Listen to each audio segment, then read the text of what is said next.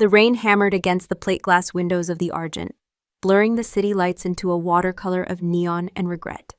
Inside, the silence of 3 a.m. was a living thing, broken only by the low hum of the ventilation and the frantic, bird-like flutter of my own heart against my ribs. The phone vibrated against the cool marble of the front desk, an insistent, anonymous demand in the dead of night. It wasn't the hotel's line, but a personal cell, sleek and black and abandoned. I knew, even before my fingers closed around its cold glass surface, that answering was a mistake I would never be able to undo. It had been left by a guest in 1208, a man with a heavy Russian accent and eyes that never seemed to blink. Mr. Ivanov, he'd checked out 2 hours ago in a rush, leaving a trail of nervous energy and a crisp $100 bill on the unmade bed for housekeeping. I'd found the phone during my final sweep of the checkout list. Standard procedure was to log it in lost and found, to let it die in a numbered evidence bag until someone claimed it. But the screen was lit up, the call coming from a blocked number, and my own exhaustion made me stupid. Maybe it was him, I reasoned, calling from a borrowed phone, frantic about losing his contacts, his life. I was just a hotel receptionist. My job was to help. So I swiped the screen. "Hello, front desk of the Argent, Emma speaking." My voice was hushed, professional, the one I used to placate angry guests and soothe drunken ones. The silence on the other end was absolute, a void that seemed to suck the air from my lungs. Then, a voice, low and rough like gravel turning over. It wasn't Mr. Ivanov. This voice held no panic, only a chilling, calm authority. "The port is clear," it said without preamble. "Move the cargo at sunrise. The Seraph will be waiting." A pause, so brief I almost missed it. "No witnesses." My blood went cold. My carefully constructed professional shell cracked. I'm sorry, I think you have the wrong number. This is the..." The line went dead. No click, just an abrupt return to silence. I stared at the phone, my own wide-eyed, pale reflection staring back from the dark screen. No witnesses. The words echoed in the empty lobby, feeling less like a mistake and more like a verdict. This wasn't a wrong number. This was a message, delivered to the wrong person. I had become a witness. My hands trembled as I placed the phone back on the marble counter, pushing it away as if it were radioactive. My mind raced, trying to file the experience under a logical heading. A prank call, a couple of idiots playing a game. But the cold certainty in that voice felt like nothing I had ever heard before. It was the sound of a world that operated in the shadows just beneath my own, a world of ports and cargo and consequences. The rest of my shift passed in a haze of manufactured normalcy. I checked out a pair of pilots, their conversation about flight patterns, a welcome, mundane drone. I brewed a fresh pot of coffee, the bitter aroma momentarily cutting through my fear. But every time the lobby doors slid open, my head would snap up, my pulse leaping into my throat. Every shadow seemed to lengthen and twist into the shape of a man. I kept glancing at the phone, now silent and dark, a sleeping viper on the counter. My first instinct, to call the police, died before it could even form. What would I say? That I answered a stranger's phone and heard a cryptic message? They would think I was crazy, or worse, looking for attention. When my replacement, Maria, arrived at dawn, her face bright and cheerful, I felt a pang of envy so sharp it almost hurt. Her world was still simple. It had color. Mine had been bleached to gray in the space of a 10-second phone call. I mumbled my goodbyes and practically ran out of the hotel, pulling my thin coat tight against the morning chill. The city was waking up, a symphony of garbage trucks and distant sirens, but it felt alien. I felt exposed, as if the words I'd overheard were tattooed on my forehead for everyone to see. My apartment was a 5th-floor walk-up in a part of town that was generously called transitional. It was small, the pipes groaned, and the view was of a brick wall, but it was mine. It was my sanctuary. Today, it felt like a cage. I triple-locked the door and leaned against it, my eyes squeezed shut. I thought about the overdue medical bills for my sister's treatment, the mountain of debt that kept me chained to the night shift at the Argent. My life was already a tightrope walk over a financial abyss. I couldn't afford any complications. And this felt like the kind of complication that didn't just knock you off the rope, but cut it entirely. Sleep was impossible. Every time I closed my eyes, I heard that voice. No witnesses. I replayed the conversation, my own stupid, polite reply. Hello, front desk of the Argent, Emma speaking. I had announced myself. I had given them a location. My name. It was late afternoon when they came. Not a knock, but a firm, decisive rap on the door that brooked no argument. I froze, my heart seizing in my chest. I wasn't expecting anyone. Through the peephole, I saw two men. They wore simple black suits, perfectly tailored, their posture unnervingly still. They looked like they'd been carved from the same block of granite. "Miss Vale," one of them called out. His voice was flat, devoid of emotion. He knew my name. Panic, cold and sharp, flooded my veins. I didn't answer. I backed away from the door, my breath catching in my throat. I looked around my tiny apartment for a weapon, for an escape. There was nothing. Only a fire escape with a ladder that ended a full 20 feet above a garbage-strewn alley. "We know you're in there, Ms. Vale," the second man said. "We just want to ask you a few questions about Mr. Ivanov." The mention of that name was a key turning in a lock. This was real. This was happening. My legs felt like water, but I managed to stumble to the door and undo the locks. Arguing, hiding, it was pointless. These were not men who would be deterred by a deadbolt. The moment the door opened, the air in my apartment changed. Their presence filled the small space, sucking up all the oxygen. They stepped inside, their eyes sweeping over my worn-out furniture, my stack of library books, my entire life, with dismissive precision. "Where is the phone?" the first man asked. He was taller, with pale, watchful eyes. I left it at the hotel," I stammered, my voice barely a whisper. "In the lost and found. That's the procedure." "You answered it," the second man stated. It wasn't a question. I could only nod, my throat too tight to form words. The taller man's eyes, the color of a winter sky, narrowed. "What did you hear, Miss Vale?" "Nothing. I mean, it was just a few words. Something about a port and sunrise." I was rambling, my words tripping over themselves. My mind screamed at me to be careful, to edit, but the truth felt safer than a lie they would surely see through. I left out the part about witnesses. A desperate, foolish act of self-preservation, as if not repeating the words could somehow erase them. The second man, shorter and built like a bulldog, took a slow step forward. "Who did you tell?" "No one," I said, my voice rising in panic. "I swear, I didn't tell anyone. I finished my shift and I came home." He smiled, but it was a terrifying thing. A simple stretching of lips that didn't reach his eyes.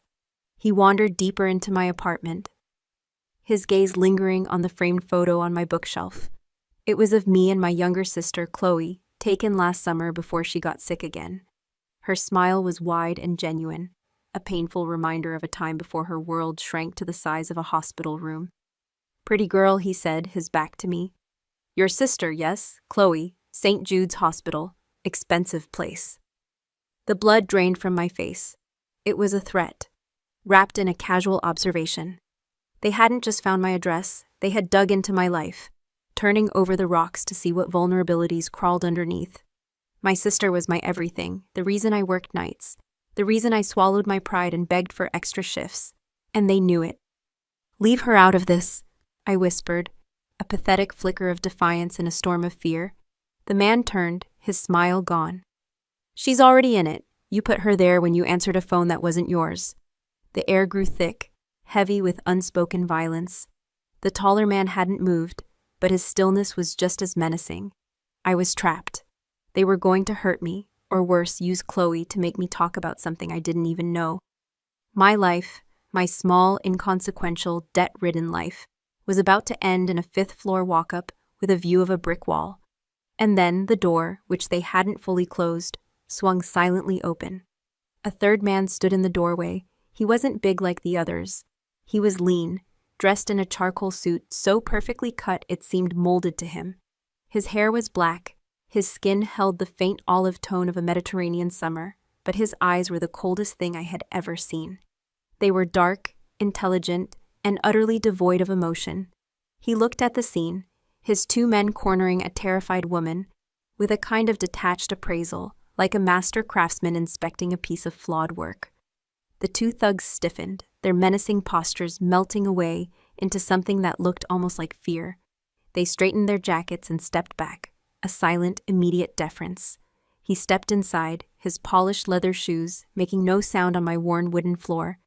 He moved with a liquid grace that was both beautiful and predatory. The ghost. Luca Serrano. The name wasn't spoken, but I knew it was him. The city whispered his name in stories about deals made in the shadows and rivals who simply disappeared. He didn't control the city's underworld. He was its underworld, a silent, unseen force of gravity around which everything else revolved. His gaze fell on me, and for the first time, I understood what it meant to be truly seen and simultaneously dismissed. He wasn't looking at Emma Vale, the girl with the sick sister and the overdue bills. He was looking at a loose thread in a complex tapestry, a variable in an equation he needed to solve. "Explain," he said. His voice was quiet, a low baritone that held more power than a shout ever could. It was a voice accustomed to absolute obedience. The taller man spoke, his tone now clipped and respectful. "She answered the phone, Mr. Serrano. She says she heard nothing, told no one." Luca's eyes remained on me. "Is that true?" "Yes," I breathed. "It was a mistake. I thought it was the guest calling. I was just trying to do my job." He took another step, closing the distance between us until he stood so near I could smell the faint, clean scent of expensive cologne and cold night air. He was a paradox of refined civility and raw danger. He looked down at me, his expression unreadable, and for a heart-stopping moment, I thought he was going to touch me. Instead, he simply looked. His gaze so intense it felt like a physical weight. "My business is built on precision," he said, his voice dropping even lower. "On discretion. For 10 years, not a single error. Then a hotel receptionist in a cheap uniform answers a phone, and an hour later, my entire shipment is seized at the port. My men are arrested. A deal worth 8 figures evaporates." He paused, letting the words hang in the air like smoke. "That is quite a coincidence."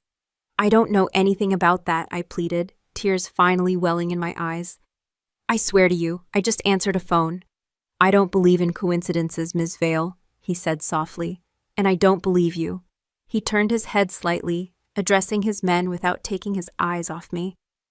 "Take her." My world tilted. "No, please, where are you taking me?" It was Luca who answered, his voice a blade of ice. "You are a loose end, and I don't leave loose ends." The 2 men flanked me, their hands gripping my arms with impersonal strength. I didn't struggle. It was useless. I was escorted out of my apartment, my life packed into a single terrified moment, and led down the 5 flights of stairs to the street. A black sedan, so sleek it seemed to absorb the light around it, idled at the curb. The door was opened, and I was pushed into the back seat, the supple leather cold against my skin. Luca Serrano slid in beside me. The door closed with a heavy, final thud, sealing me in. The car pulled away from the curb with impossible smoothness, the city I knew slipping away behind tinted glass. I sat ramrod straight, my hands clenched in my lap, trying not to breathe too loudly. The silence in the car was more terrifying than the interrogation had been. He just sat there, looking straight ahead, his profile a sharp, elegant silhouette against the passing streetlights. He was the ghost, and I was being ferried to my own grave. We drove for what felt like an eternity, leaving my gritty neighborhood behind for the glittering towers of the financial district. The car descended into a private underground garage and stopped in a reserved space. We were led to a private elevator, which ascended with a silent, stomach-lurching speed. When the doors opened, it was directly into a penthouse apartment that was more glass than wall. The entire city skyline was laid out before me, a breathtaking panorama of light and shadow. It was the most beautiful room I had ever seen, and it felt like the most sophisticated prison in the world. The 2 men remained by the elevator. Luca walked to the center of the vast minimalist living room and turned to face me. "You will stay here," he said, his tone leaving no room for negotiation. "You will not leave. You will not contact anyone. You will wait until I discover who you are working for and what you have done." "I'm not working for anyone," I whispered, my voice raw. "I've done nothing." A flicker of something, impatience perhaps, crossed his face. He walked to the floor-to-ceiling window and looked down at the city he so clearly owned. "Everyone works for someone, Ms. Vale. The only question is whether their price is loyalty or money." He turned back, and his eyes were dark voids. "Your sister's medical bills are substantial. A woman with that kind of weight on her shoulders might make compromises." The words hit me like a physical blow. He wasn't just accusing me of being a traitor. He was defining my motive, reducing all my love and fear for Chloe into a simple, sordid price tag. He thought I was cheap. He thought my desperation had made me disposable. He gave me one last dismissive look. "We will speak again." He turned and walked back toward the elevator, his men falling into step behind him. The metal doors slid open. Just before they closed, cutting me off from the world, he paused without looking back. "And Ms. Vale," he said, his voice echoing in the cavernous room, "don't even think about touching the windows." The doors slid shut, and the only sound was the faint hum of the city, 1,000 feet below. I was alone in a gilded cage, a prisoner of a man who believed I was his enemy, and for the first time in my life, I felt a terrifying, unfamiliar rage mix with my fear. He was wrong about me, and I had a horrifying feeling I was going to have to prove it just to stay alive. The first 24 hours were a lesson in the architecture of fear. The penthouse was magnificent, a sterile palace of glass and chrome floating above the city, but every beautiful surface felt like a threat. The floor-to-ceiling windows Luca had warned me about were a constant, silent dare. I stayed away from them, moving through the vast, empty rooms like a ghost, my reflection a pale, haunted stranger in the polished black marble floors and mirrored walls. There was food in the state-of-the-art refrigerator, food I couldn't bring myself to eat. My stomach was a tight, useless knot. Sleep was a luxury I couldn't afford. Every time I drifted off on the ridiculously comfortable king-sized bed, the sound of the elevator arriving would jolt me awake, my heart hammering against my ribs. But it never came. I was a specimen under glass, being observed from a distance. The silence was the worst part. It was absolute, unnatural. There was no television, no radio, no books, just me, my racing thoughts, and the silent, glittering city below. He had stripped my life down to its most basic components, a body to be contained, a secret to be extracted. He was waiting for me to break. And with every passing hour, my anger grew, a small hot coal in the pit of my stomach. He had stolen my life, threatened my sister, and locked me in this beautiful cage, all because I tried to be helpful. Late on the second day, the elevator finally chimed. My entire body went rigid. I was in the middle of the cavernous living room, and I stood frozen as the doors slid open.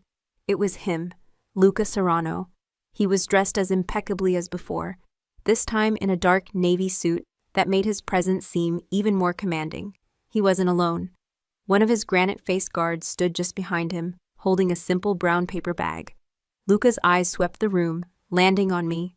There was no readable expression on his face, but I felt his scrutiny like a physical touch.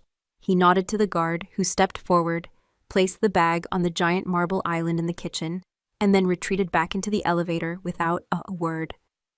The doors closed, leaving me alone with my captor. "You haven't eaten," he stated, his gaze flickering to the untouched food in the open-plan kitchen. "I'm not hungry," I said, my voice hoarse from disuse. He walked toward the kitchen island, his movements fluid and economical. "That wasn't a question."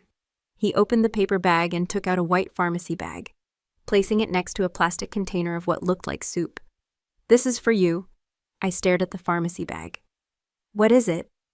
"Your sister's medication requires a refill on the 5th of every month. Today is the 6th. He said it so calmly, so matter-of-factly, as if discussing the weather. He had not only investigated my sister's illness, but her prescription schedule. The violation was so profound, so intimate, that it stole my breath. "How could you?" I whispered, the words trembling with a rage that finally eclipsed my fear. He looked up from the bag, and for the first time, I saw a flicker of something in his dark eyes. It wasn't pity, it was something colder, more pragmatic. "I told you, my business is built on precision. I don't deal in assumptions." He pushed the bag across the marble toward me. "I had it delivered to her room an hour ago. This is your copy of the receipt." I stumbled forward and snatched the bag. Inside was a pharmacy receipt from the hospital's own dispensary, stamped and dated. He had paid for it. He had taken care of the one thing that was the source of all my sleepless nights. the one crushing weight I carried every single day, and he had done it as a demonstration of power, to show me how easily he could reach into the most protected corners of my life, to help or to harm. "You think that makes this okay?" I choked out, clutching the paper. "You think you can buy my sister's health and it makes you a good person?" "I don't care if you think I'm a good person, Ms. Vale," he said, his voice dropping into that quiet, dangerous register. "I am not your friend. I am the man whose life you may have destroyed. This," he gestured to the receipt, "is merely a variable I have chosen to control. Your desperation makes you unpredictable. I am making you less so." It was the coldest, most calculated act of kindness I could ever imagine, a kindness that was, in itself, a weapon. I felt tears of frustration and helplessness burn my eyes, and I hated him for it. I hated him for seeing me so clearly, for dissecting my life and my fears and laying them out on his sterile marble countertop. "I told you," I said, my voice shaking but firm. "I have done nothing." He watched me, his head tilted slightly. "The man you took the call from, the Russian, Ivanov, he was found this morning in an alley 2 blocks from your apartment building. He was not alive." The floor seemed to drop out from under me. I gripped the edge of the island to keep from falling. Ivanov, dead, near my home. It wasn't a coincidence. They had killed him and were making it look like it was connected to me. They were framing me. "No," I breathed, shaking my head. "No, I had nothing to do with that." "Perhaps," Luca said, his gaze unwavering. "Or perhaps your employers decided their loose end was more valuable dead. A dead Russian found near the apartment of the woman who intercepted my call. It paints a very specific picture, doesn't it? It suggests a betrayal that began with you." "I don't have employers," I nearly screamed the words. "There is no one. There is only me and my sister and the goddamn night shift at a hotel." I was breathing heavily, my knuckles white where I gripped the counter. We stood there locked in a battle of wills across an expanse of polished stone. He was searching for a lie, a flicker of deceit in my eyes, and I was trying to project a truth that felt increasingly unbelievable, even to me. He broke the silence first. "Eat the soup," he said, his tone softening almost imperceptibly. "It's from a small place in my old neighborhood. My mother used to say it could cure anything." The mention of his mother was so unexpected, so human, that it shattered the tension. I stared at him, bewildered. For a split second, the mask of the untouchable crime boss slipped, and I saw something else in his eyes, a shadow of a memory, a flicker of a life lived before all this. He seemed to realize his mistake, because the mask was instantly back in place. He turned to leave, his shoulders rigid. As he walked toward the elevator, I found my voice. "Why?" I asked, the word hanging in the air. He paused, his back to me. "Why what? Why would you tell me that? About your mother?" He was silent for a long moment.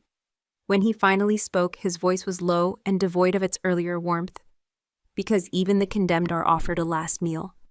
He pressed the button for the elevator, and the door slid open.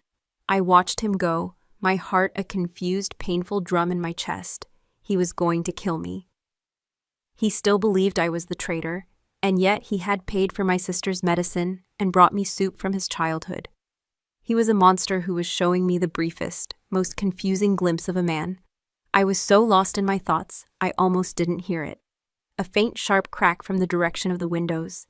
It was so out of place in the silent penthouse that I nearly dismissed it as a sound from the city below. Then another one, louder this time. Thwack! I looked toward the vast wall of glass, and I saw it. A small, star-shaped fracture in the pane nearest the large sofa. A hole, no bigger than a coin, had appeared in the center. My blood ran cold. Before I could even process what it was, the penthouse was plunged into darkness. The lights, the faint hum of the building's systems, everything died at once. A complete power failure. I stood in absolute blackness, my breath hitched in my throat. My eyes struggled to adjust, slowly making out the ghostly shapes of the furniture against the backdrop of the city's eternal glow. The silence that rushed in was different now. It wasn't empty. It was filled with threat. Then I heard it. The sound of the private elevator, not chiming its arrival, but grinding, forcing its way up the shaft. Someone was coming, and it wasn't Luca. Terror is a pure, primal thing. It strips away thought, leaving only instinct. My instinct screamed at me to hide. I scrambled away from the kitchen island, my bare feet slipping on the polished marble. The grinding of the elevator was getting closer, a mechanical shriek that vibrated through the floor. The darkness was both a shield and a trap. I couldn't see them, but they couldn't see me either.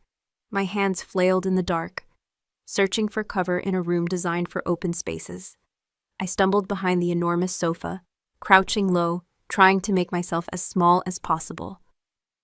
I pressed my back against the cool leather, my hands over my mouth to stifle the sound of my own ragged breathing.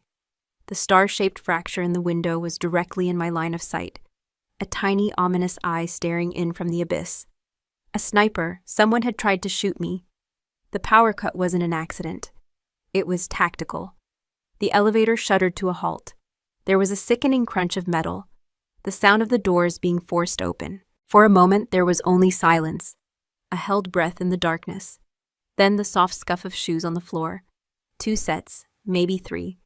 They moved with a quiet, practiced efficiency that was far more terrifying than a clumsy intrusion. They weren't thieves, they were hunters, and I was the prey. I squeezed my eyes shut, praying to a god I wasn't sure I believed in. This was it. Luca had been wrong. I wasn't his enemy, but someone else was. Someone who wanted me dead before I could talk. Whoever had killed Ivanov was now here to finish the job, to permanently silence the witness. A beam of light from a powerful flashlight cut through the darkness, sweeping across the room. It danced over the minimalist furniture, the chrome fixtures, the vast emptiness. I held my breath, my muscles screaming with tension. The beam slid across the back of the sofa, inches above my head. I could hear them whispering. Low, guttural sounds in a language I didn't recognize. Russian, maybe. The beam moved on, methodically searching the space. They were moving toward the bedroom and the master bath. My heart pounded a frantic, desperate rhythm against my ribs. Don't be here, don't be here, don't be here. And then, a new sound. The chime of the elevator, the real one. The intruders froze. Their whispers stopped. The flashlight beam snapped back toward the entrance. A second later, the elevator doors slid open with their usual silent hiss. The emergency lights inside the car cast a faint, ghostly glow into the penthouse. Silhouetted in the doorway was Luca Serrano. He stood perfectly still, a dark, elegant statue against the dim light. He took in the scene in an instant. The darkness, the forced elevator doors, the beams from the flashlights now trained on him. He didn't look surprised. He looked inevitable. "You are a long way from home," Luca said, his voice calm, conversational even. It carried across the vast room, an anchor of absolute authority in the chaos.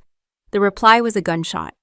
The flash from the muzzle was a blinding white star in the darkness, the explosion deafening in the enclosed space. I flinched so violently I hit my head on the sofa frame, crying out in pain. But Luca hadn't been standing there. The bullet slammed into the marble wall where his head had been a second before, chipping a piece of stone that ricocheted across the floor. He had moved with a speed that was not human, flowing to the side and into the deeper shadows near the entryway. Another shot rang out, then another. The intruders were firing blind now, their panic evident. Then came a different sound, a suppressed, muffled thump. One of the flashlight beams fell, clattering to the floor and rolling in a dizzying circle, illuminating a man's leg as he crumpled. The next few seconds were a blur of shadows and violence. Luca moved through the darkness like he was born in it. There was another thump, a strangled cry, and the second flashlight beam went out. The penthouse was plunged back into near-total blackness, the only light the faint, indifferent glow of the city skyline. The silence that followed was heavy, profound, broken only by the sound of someone's labored breathing. Not mine. It was closer.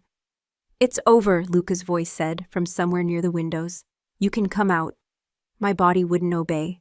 I was paralyzed, locked in place by a fear so complete it had turned my muscles to stone.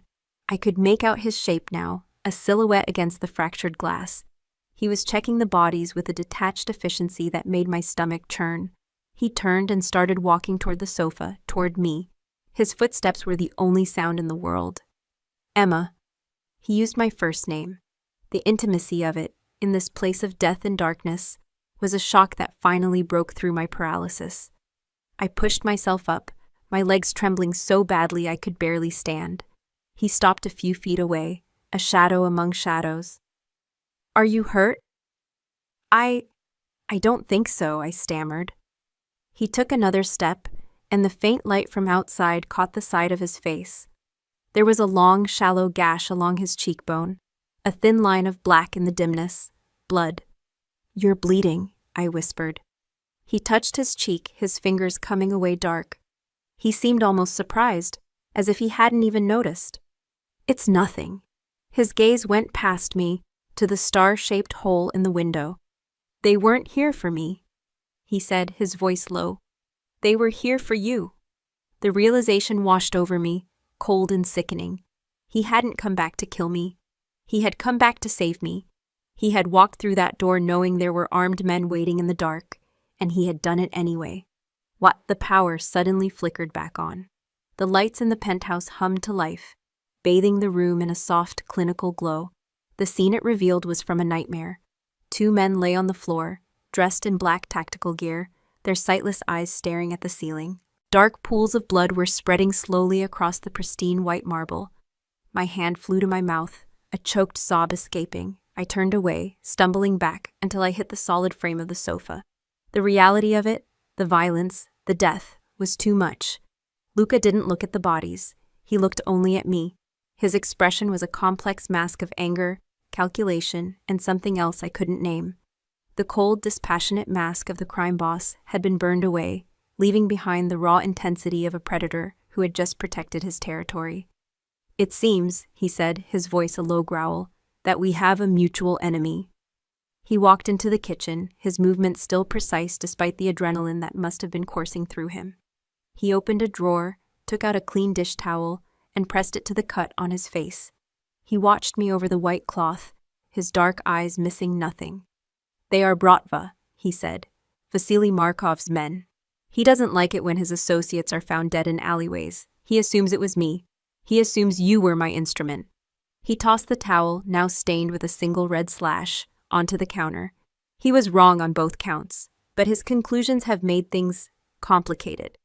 I finally found my voice, though it was weak and shaky. What does this mean? It means you are no longer a loose end, Luca said, walking toward me. He stopped directly in front of me, so close I had to crane my neck to look up at him. The scent of cologne, gunpowder, and blood filled my senses. You are the target, and as long as Markov believes you work for me, you are the one thing he can use to hurt me. He reached out, and for a heart-stopping second, I thought he was going to strike me. Instead, his fingers brushed against my temple, gently tucking a stray strand of hair behind my ear. His touch was shockingly gentle, a stark contrast to the violence I had just witnessed. It sent a tremor through my entire body. It also means, he continued, his voice dropping to a near whisper, that this is the safest place in the city for you to be. Because the only person Markov fears more than me is me when something of mine is threatened. His thumb grazed my cheekbone, a fleeting, almost imperceptible caress. My breath caught in my throat. I stared into his eyes, and the world seemed to narrow to the space between us. The fear was still there, a cold knot in my stomach, but it was tangled with something new, something confusing and terrifyingly potent. Gratitude, awe, and a spark of something that felt dangerously like connection. I wasn't his prisoner anymore. I was his protectorate, and I was beginning to realize that one might be just as dangerous as the other. You are mine to protect now, Emma, he said, his voice a vow and a threat all in one. And I always protect what is mine. The aftermath was a study in surreal efficiency. Within 10 minutes, 2 men who were not the police arrived. They moved with the same quiet competence as Luca, their faces impassive and professional. They spoke in low tones, wrapped the bodies in thick canvas, and cleaned the blood from the marble floor with a chemical that smelled sharply of bleach, erasing all evidence of the violence as if it had never happened. I watched from the far side of the room, feeling like a ghost in my own life. Luca stood by the window, speaking quietly into a phone, his back to me. He was a general commanding his army, turning a scene of brutal chaos back into one of pristine, sterile order. When they were gone, the penthouse was silent again, but the silence was different. It was heavier, freighted with the weight of what had happened. The air still tasted of bleach and adrenaline. Luca finished his call and turned to face me. The gash on his cheek was a stark, angry red line against his skin. "You need to sleep," he said. It wasn't a suggestion. "I can't," I whispered, wrapping my arms around myself. "Every time I close my eyes, I see." I couldn't finish the sentence. He walked over to the gleaming chrome bar in the corner of the room, poured a measure of amber liquid into a heavy crystal glass, and held it out to me. "Drink this." "I don't drink." "Tonight you do." His tone was firm, but not unkind. I took the glass, my hands trembling so much that the liquid sloshed against the sides. The scent of whiskey was sharp and overwhelming. I took a small sip. It burned a path down my throat, a welcome fire that momentarily chased away the cold dread. He watched me, his expression unreadable. "In the morning, one of my men will bring you some things. Clothes, whatever else you need. You will not be leaving here for some time." The finality of his words was a new kind of prison sentence. "And my sister, Chloe? What about her?" "She is being watched," he said. "She is safe. Markov's reach is long, but my walls are higher. No one will get to her." It was meant to be a reassurance, but it felt like another chain. My sister, my responsibility, was now under his control. He owned my safety, my freedom, and now he owned hers too. Everything I was, everything I cared about, was now in the hands of this dangerous, complicated man. I took another, larger swallow of the whiskey. The next few days passed in a strange, suspended reality. A silent man with kind eyes, who Luca called Leo, brought me clothes, books, and toiletries. He never spoke, just nodded and left the bags by the door.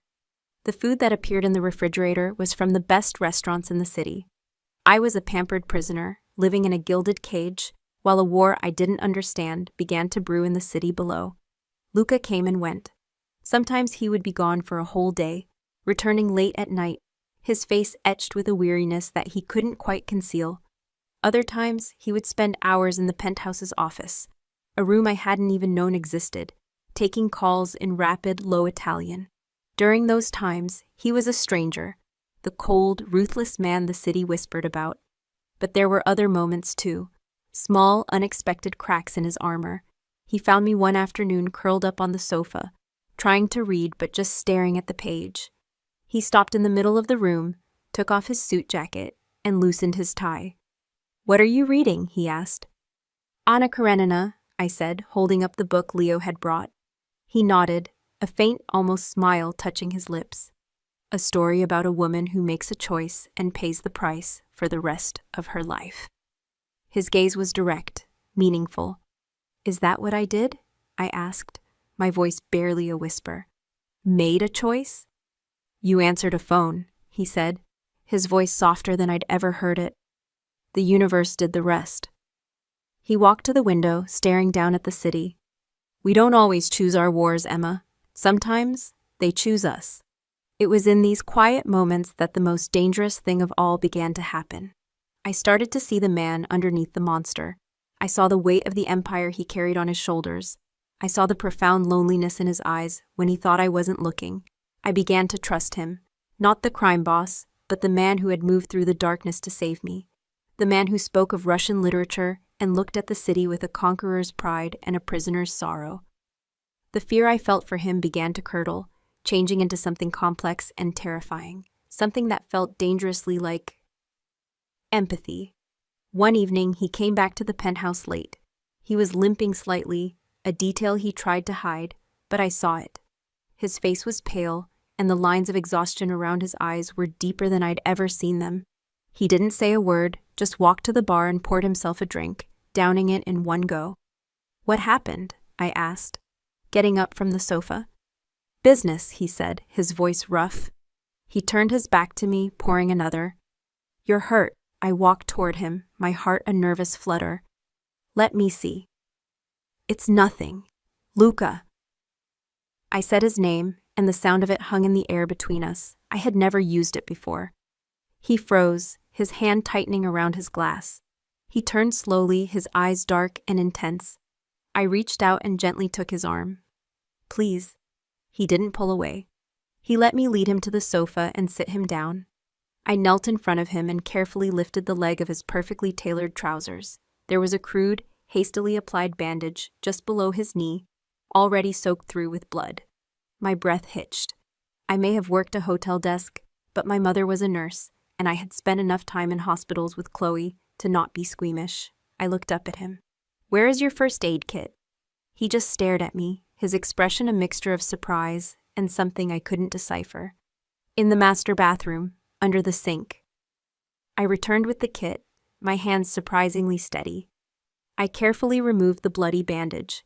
It was a deep gash, not a gunshot wound, but long and ugly. It needed stitches. "This is bad," I said quietly. "It needs a doctor." "No doctors," he said, his voice flat. "Doctors ask questions." Of course. In his world, a hospital was a liability, a place of records and witnesses. I took a deep breath. "Then I'll have to do it." I found a butterfly closure kit and antiseptic wipes inside the box. For the next 20 minutes, the world shrank to the task at hand. My fingers moved deftly, cleaning the wound, pulling the edges together, applying the sterile strips with a precision that surprised even me. Luca was utterly still, his eyes never leaving my face. I could feel his gaze on me, hot and intense, but I didn't look up. I focused on the wound, on the rhythm of my own breathing, on the simple, tangible act of mending something that was broken. When I was done, I wrapped it carefully with fresh gauze. My hands lingered on his leg for a moment longer than necessary. "Thank you," he said, his voice a low rumble. I finally looked up and my breath caught. He was looking at me with an expression of such raw, unguarded intensity that it felt like he was seeing straight into my soul. The space between us was charged, humming with unspoken words and dangerous possibilities. The roles had been reversed. For this one moment, I was not his prisoner, and he was not my captor. I was the one with the power to heal, and he was the one who was vulnerable. He reached out, his hand cupping my jaw, his thumb stroking my cheek. The calloused tip of his thumb against my skin sent a jolt of electricity through me. "You have a gentle touch," he whispered, "for someone who has seen so much ugliness." I leaned into his touch, my eyes fluttering shut. All the fear, all the tension, all the confusion of the past week coalesced into this one insane moment of connection. I was kneeling before the most dangerous man in the city, a man who had killed for me, and I felt safe. And that's when his phone rang. The spell was broken. He dropped his hand, his expression instantly shuddering, becoming cold and distant again. He pulled the phone from his jacket pocket and glanced at the screen. A muscle in his jaw clenched. He answered, but he didn't speak. He just listened. I watched his face change, watched the color drain from it, watched his eyes harden into chips of ice. Whatever he was hearing, it was catastrophic. He finally spoke, a single word, raw and guttural. "Where?" He listened again for another moment, then ended the call. He stood up, his injured leg forgotten, and moved toward the door, all business once more. "What is it?" I asked, my voice trembling. "What's wrong?" He paused at the door, his hand on the handle, his back to me. He didn't turn around. When he spoke, his voice was hollow, dead. "They broke their promise," he said. "There's a code of honor even in my world. Families are off limits. Means children, sisters." He finally turned, and the look in his eyes was one of pure, unrestrained fury. It was the face of the ghost, the monster, and it was the most terrifying thing I had ever seen. "Markov has Chloe." The world didn't just stop. It shattered. The name, Chloe, spoken in that dead, hollow voice, ripped through the fragile sense of safety I had started to build. My sister, my bright, funny, fragile sister, in the hands of a man like Vasily Markov. The whiskey I'd drunk earlier turned to acid in my stomach. I staggered to my feet, the room tilting violently. "No," I breathed, the word a prayer and a denial. "You said she was safe. You said your walls were higher." "I was wrong," Luca said. And the admission seemed to cost him more than the wound in his leg. His face was a mask of cold fury, but for the first time I saw a crack in his formidable control. I saw the glint of failure in his eyes. He had made a promise. I always protect what is mine, and it had been broken. He was already moving, his limp more pronounced now, a physical manifestation of his momentary weakness. He went to the office and came back holding a small, sleek black pistol, checking the magazine with an economy of motion that spoke of long familiarity. The sight of the gun in his hand, in this beautiful, sterile apartment, was a brutal reminder of the world I was now a part of. "What are you doing?" I asked, my voice shaking. "I am going to get her back." He tucked the pistol into the small of his back, his movements sharp and precise. "I'm coming with you." The words were out of my mouth before I could even think them. They were born of pure animal instinct. The thought of waiting here, helpless in this glass cage, while Chloe was in danger, was more than I could bear. He turned, his eyes blazing. "Don't be a fool. You would be a liability." "She's my sister," I cried, my voice cracking. "She's sick, Luca. She has a compromised immune system. Just being moved from the hospital could kill her. I have to be there. She'll be terrified. She'll need me." My desperation was a raw physical force, and for a moment, it seemed to push back against his authority. "You owe me this. You brought this into our lives." The accusation hit its mark. I saw it land, a flicker of something dark and painful in his eyes. He stared at me for a long, silent moment, a battle raging behind his unreadable expression. He was weighing the tactical disadvantage of bringing me against the moral debt he now owed. "Stay behind me," he finally bit out. "You do exactly what I say when I say it. You don't speak. You don't quin. You breathe when I tell you to. Understood?" I nodded, my throat too tight for words. The journey down in the elevator was a descent into a new level of hell. The controlled, powerful man I had come to know was gone, replaced by a tightly coiled instrument of violence. He was on his phone, speaking in clipped, rapid Italian. Orders were given, locations confirmed. The names of men and streets were exchanged like currency. He was mobilizing his entire organization, a sleeping dragon awakened by a single, unforgivable transgression. Leo was waiting for us in the garage, standing by the black sedan, his usually kind face set in grim, hard lines. He opened the back door for me and then took the driver's seat without a word. Luca got in the front. The car peeled out of the garage, its tires screaming in protest, and launched into the city's glittering, indifferent streets. We drove at speeds that blurred the neon signs into streaks of color. Leo moved through traffic with a terrifying grace, a phantom slipping through a world that operated on slower, safer rules. Luca was silent beside him, his gaze fixed on the road ahead, but his mind was clearly miles away, mapping out a war. "They took her from the East Wing," he said, his voice low, almost to himself. "Paid off a night nurse. It was clean. No witnesses. They have her at the old cannery by the docks." He glanced at Leo. "Marco's team is in position. Sniper overwatch on the roof. 2 more teams at the north and south exits. They are waiting for my signal." I listened, my blood running cold. Snipers, teams, this wasn't a rescue. It was an invasion. People were going to die. All for me, for a phone call I should never have answered. The weight of it was crushing. "How do you know she's there?" I whispered from the back seat. "Because Markov is arrogant," Luca said without turning. "He wants me to know. He left a message. This isn't just about you, Emma. This is a challenge. He's spitting on my name, on my territory. He's using your sister to draw me into a trap, to see if the ghost is still a man who will bleed." The cannery was a hulking, skeletal ruin on the waterfront, silhouetted against the dark, churning water of the bay. It was a place of rust and shadows, forgotten by the city. Leo killed the headlights a block away, coasting the car to a stop in a dark alley. "Wait for the signal," Luca said to Leo. He turned in his seat and looked at me, his eyes boring into mine. The streetlights cast his face in sharp relief, all hard angles and dark shadows. "Once we are inside, you find your sister. You get her out of the line of fire. Do nothing else. Do you understand?" I nodded again, my heart pounding a deafening rhythm in my ears. He got out of the car, a wraith melting into the deeper darkness of the alley. I watched him go, a man walking willingly into a trap for my sake, for my sister's. The line between monster and protector had ceased to exist. He was simply the only hope I had. The wait was the longest 10 minutes of my life. The silence was absolute. Then my phone, my own cheap, battered phone, which Leo had retrieved for me days ago and which I'd kept turned off, buzzed in my pocket. A text message from Luca. It contained a single word: now.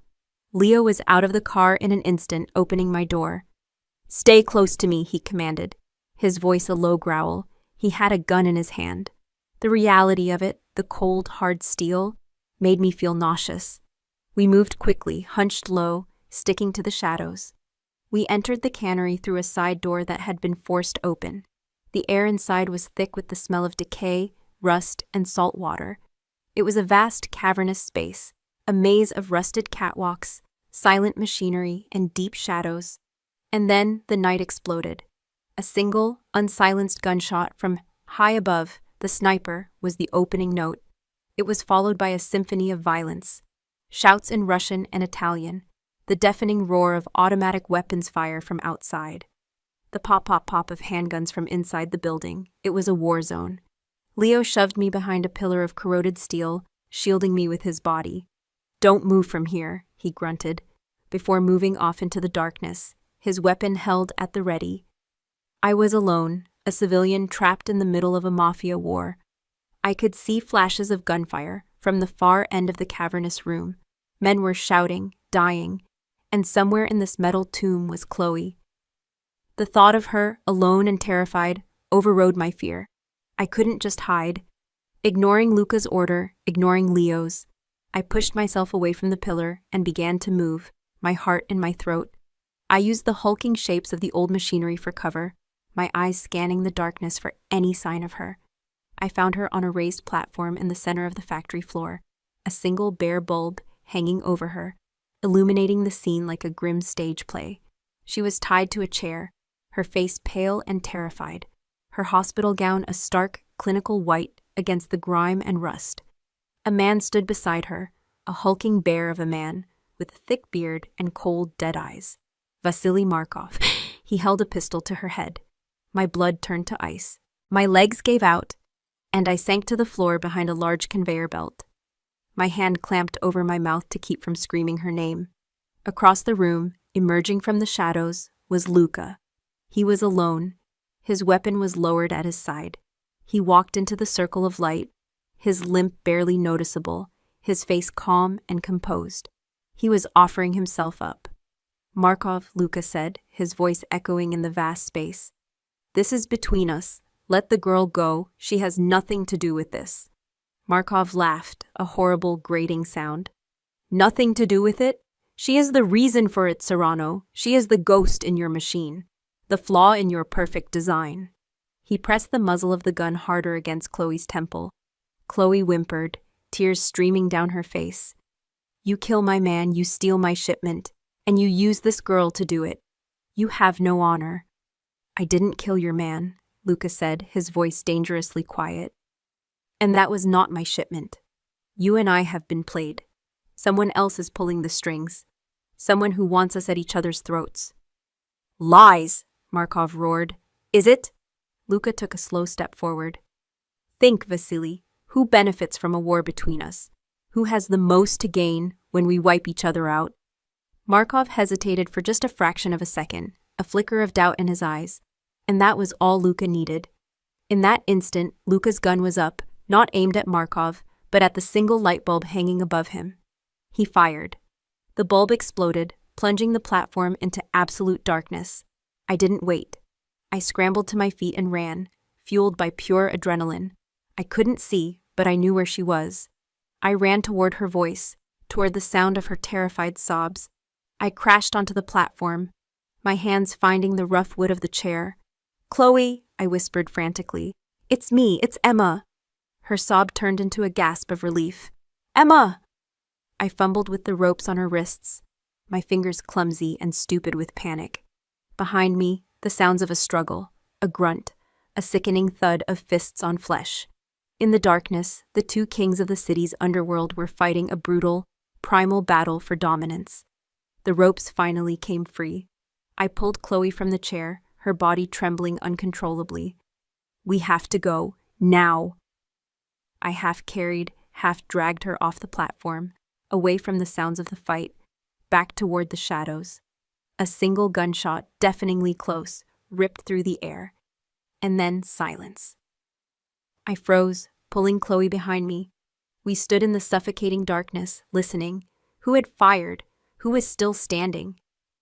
My heart hammered against my ribs, each beat a lifetime, then a footstep, slow, deliberate, coming toward us.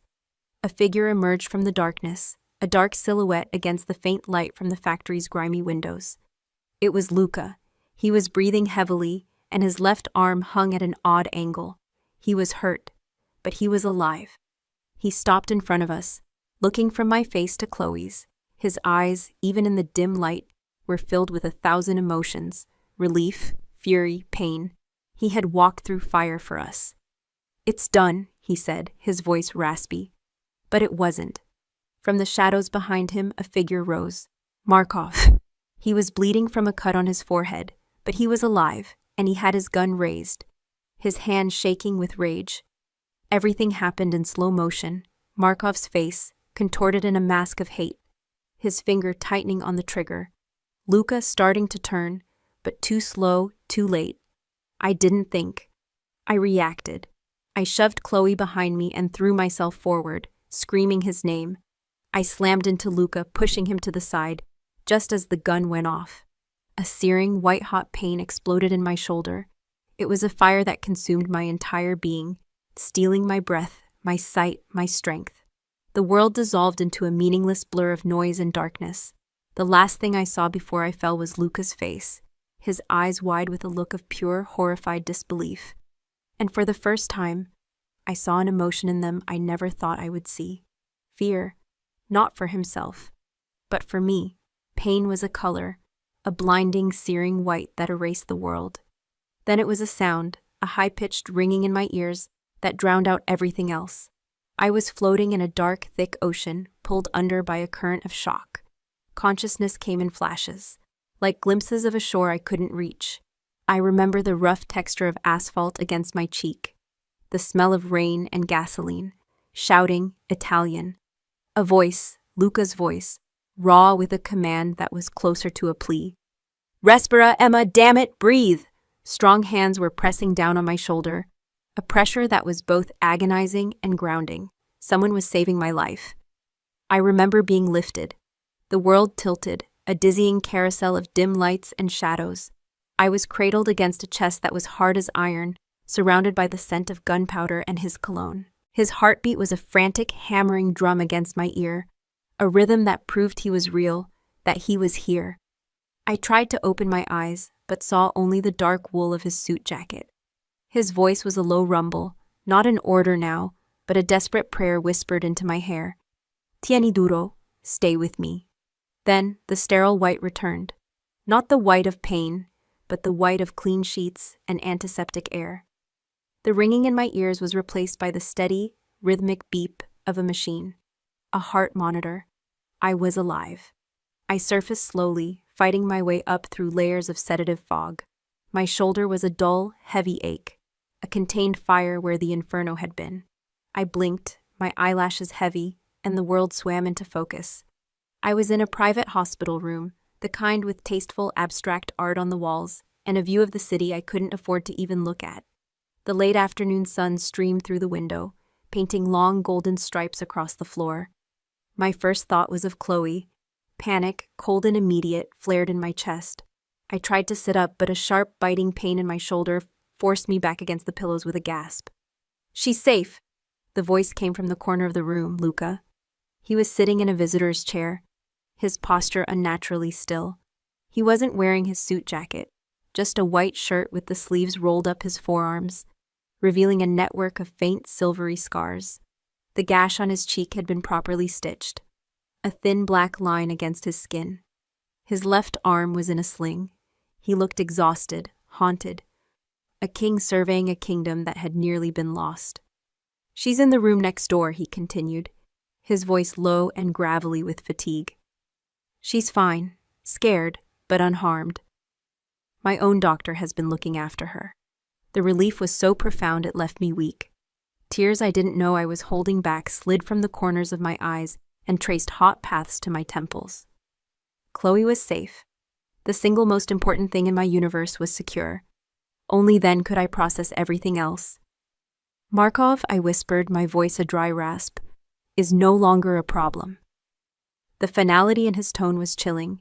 He didn't elaborate, and I didn't ask him to. Some doors were better left unopened. He stood and walked to the side of my bed, pouring me a glass of water from a pitcher on the bedside table.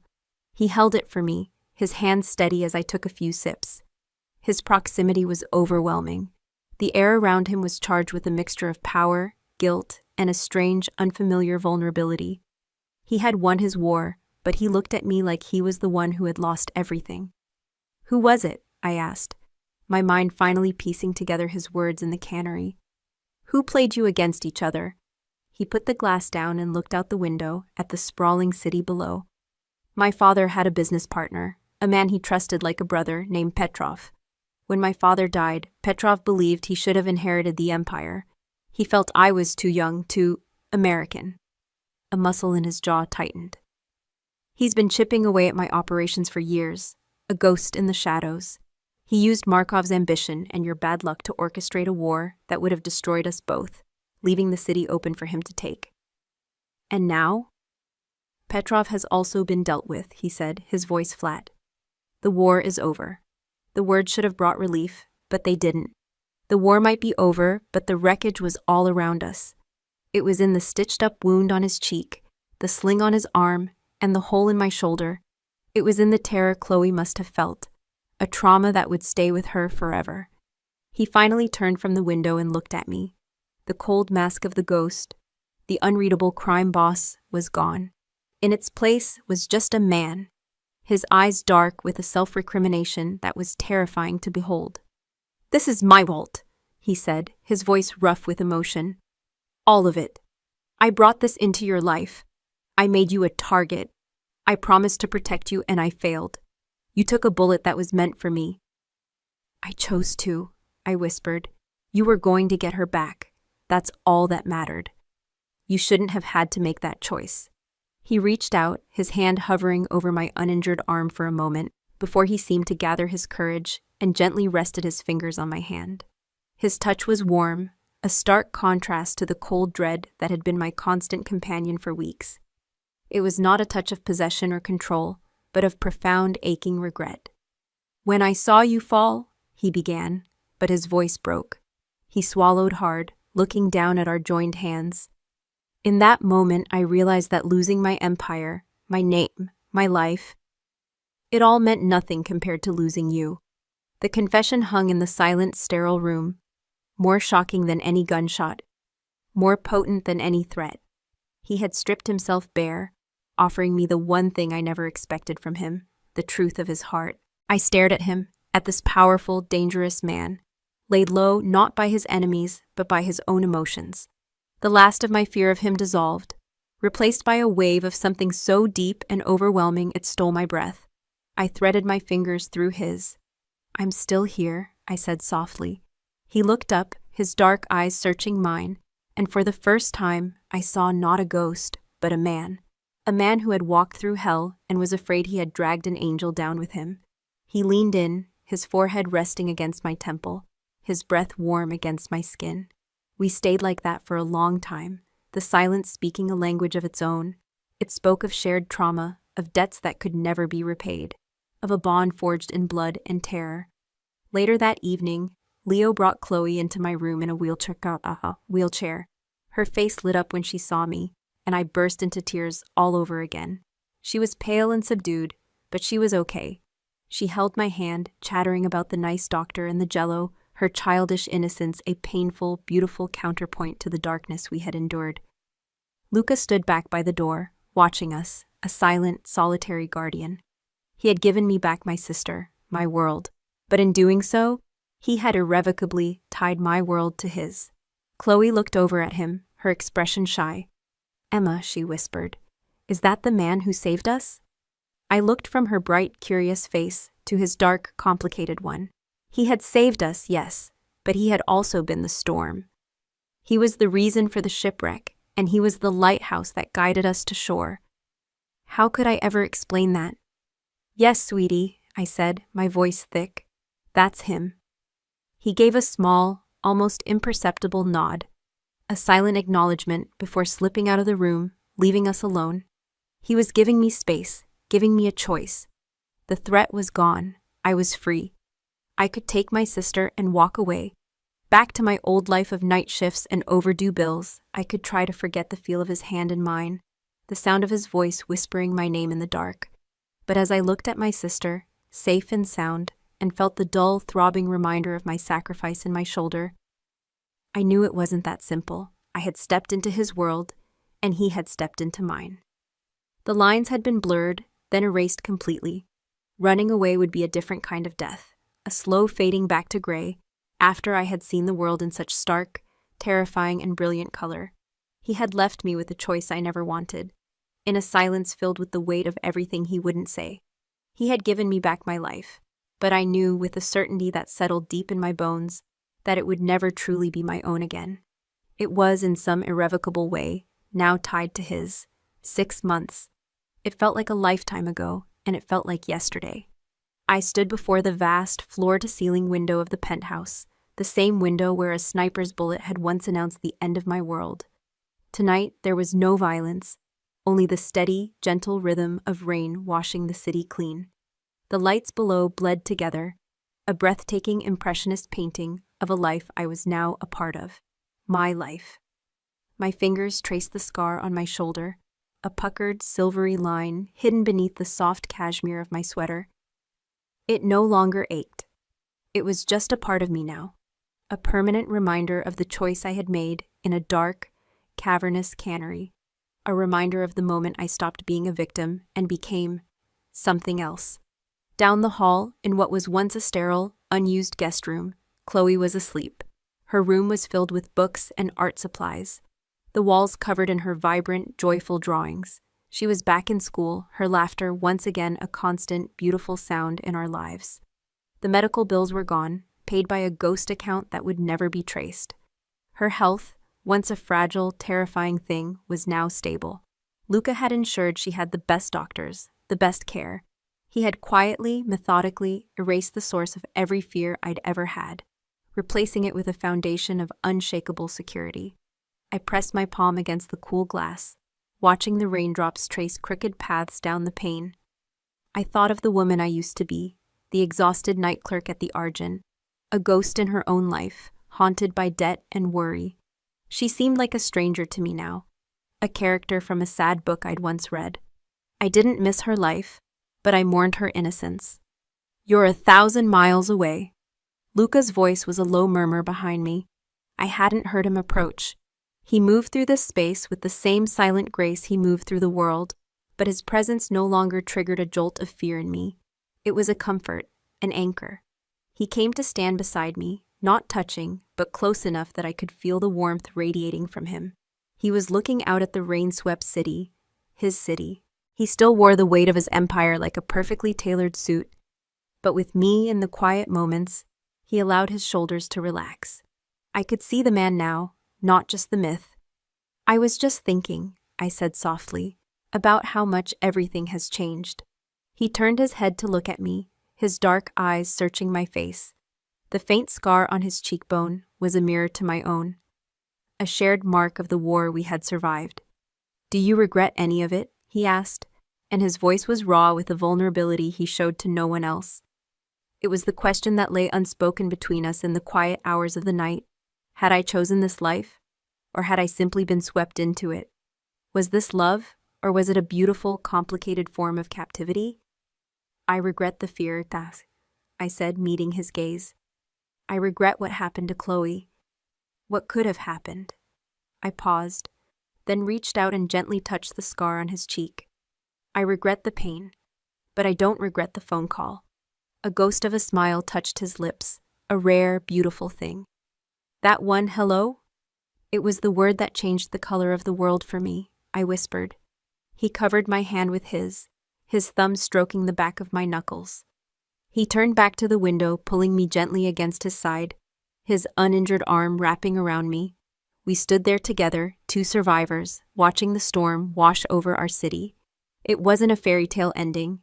There were shadows in his world that would never fully disappear. There were nights he came home late, the scent of danger clinging to him like cologne, and I would pretend to be asleep, my heart aching with a fear I could never voice. But there were also mornings filled with a quiet, domestic peace I had never imagined, and a love that was fierce, protective, and absolute. He had given me a gilded cage, and I had found a way to call it home. He was a monster, a savior, a ghost, and a man, and he was mine. We watched the rain fall, his chin resting lightly on the top of my head. The city lights glittered below, a galaxy of captured stars. The storm had passed, but the rain remained. And for the first time in my life, I wasn't afraid of what the night would bring.